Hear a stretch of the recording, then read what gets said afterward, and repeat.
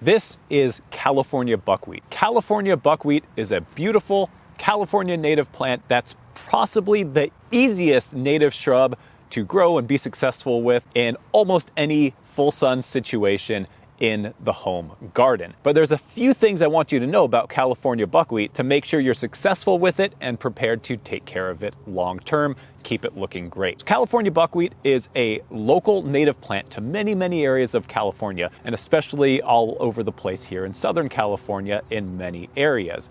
When you see it out hiking, oftentimes you'll see them kind of being nice and small and compact, but when they're grown in the home garden, even if they're not getting much irrigation, they tend to get quite a bit larger. In fact, they're often larger than the size that you will see on the tag on the nursery label. In a home garden, they are usually going to get a minimum of 5 feet wide, but often will keep growing without any pruning to 6, 7, 8 feet and even more. So I want you to be prepared that it's going to get rather large over time. You should plan to give California buckwheat an absolute minimum of 5 feet. Usually I'll give it 6 feet at least in a garden situation. And as it gets larger, plan to prune for some size control. As it grows, it does have some ability to reroot from its stems as they lay down on the ground, as well as to self-seed in the garden and come up here or there. So if you want to maintain it into a tight clump, keep an eye out for those seedlings, and if they come up in your garden,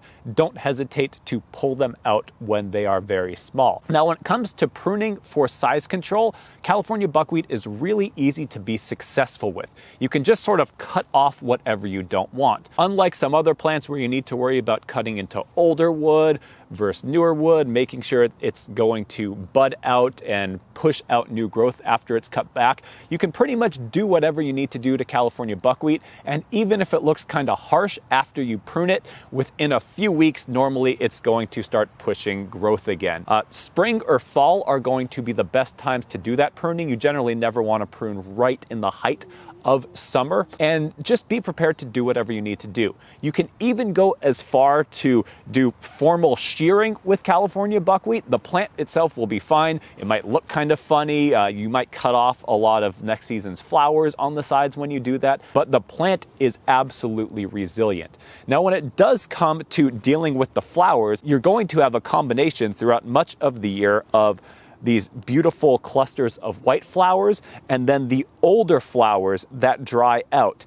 And these older flowers are actually quite nice in dried flower arrangements. Certain birds will eat some of the seeds, but there is going to be a lot of them. So this is not a plant that gets the traditional deadheading of removing one by one each of the dried out flowers. That would take so much work and would just make it more work than it is worth. So basically what people do is learn to appreciate these beautiful rust-colored flowers as part of the look of the plant and the contrast between the fresh flowers and the dried ones. That's kind of what you're going for in the garden.